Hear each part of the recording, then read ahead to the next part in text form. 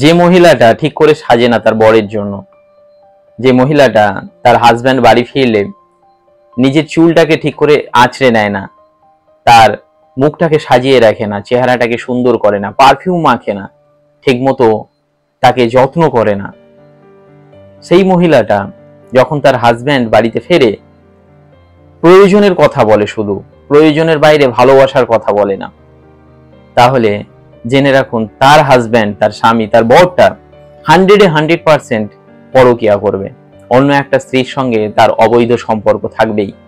যদি তারপরেও তার হাজব্যান্ড বা তার বরটা অন্য কোনো মহিলার সঙ্গে সম্পর্কে জড়িয়ে না পড়ে, পরকীয়া না করে, তাহলে জেনে রাখুন তার হাজব্যান্ডটা এখনো পর্যন্ত সেই খোঁজ পায়নি, খোঁজ চলছে তার। আর না হলে তার স্মার্টনেস নেই বা তিনি এখনো তেমন ভাবে উপযুক্ত হননি নতুন মানুষ খুঁজে পাওয়ার, কিন্তু তার চেষ্টা আছে, চেষ্টাই থাকবে, থাকতে বাধ্য।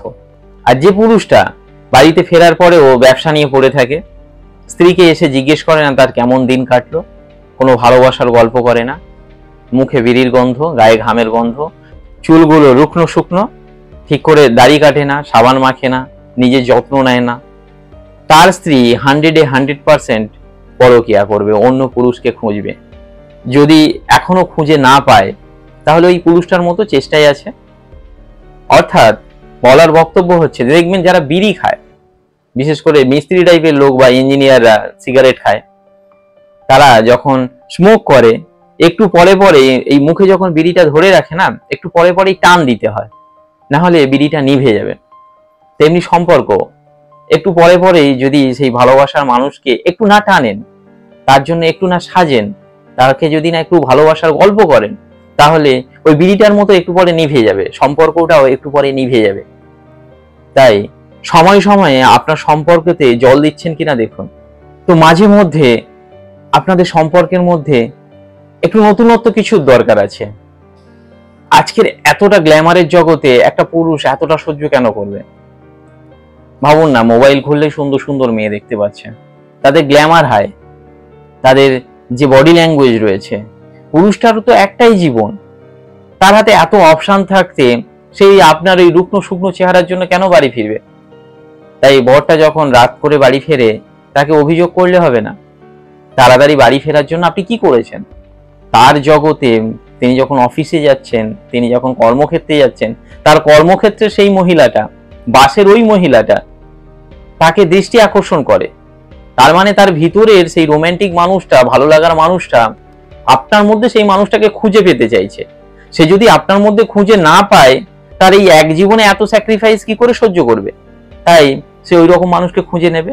কিন্তু আপনার পুরুষটা যদি আপনার মধ্যে দেখে ওই রাস্তার মেয়েটা, ওই অফিসের মেয়েটা, ওই বাসের মেয়েটা, ট্রামের মেয়েটা, মেট্রোর মেয়েটা যদি আপনাকে দিয়ে সে পূরণ করে নিতে পারে, তাহলে আর তার নতুন মানুষের দরকার হয় না।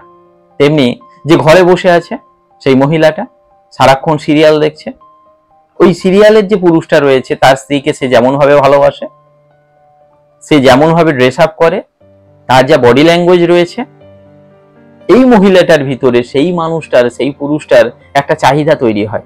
কেন হবে না? এরও তো একটাই জীবন। এই একটা জীবনে সে এত স্যাক্রিফাইস কেন করবে?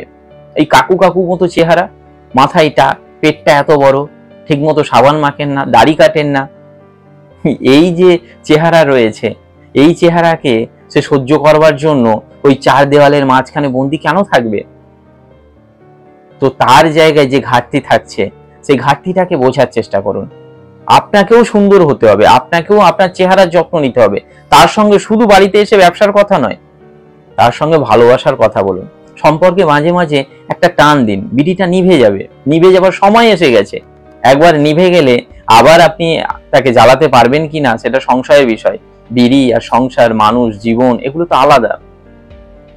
তাই আপনার সংসারটা নিভে যাচ্ছে কিনা, সম্পর্কটা নিভে যাচ্ছে কিনা একবার লক্ষ্য রাখুন। তো আশা করি আপনারা আমার কথা বুঝতে পেরেছেন। যদি ভিডিওটি সঠিক মনে হয় তাহলে আমার জন্য কিচ্ছু করতে হবে না, এই ভিডিওটিকে আপনার লাইফে কাজে লাগান। ধন্যবাদ।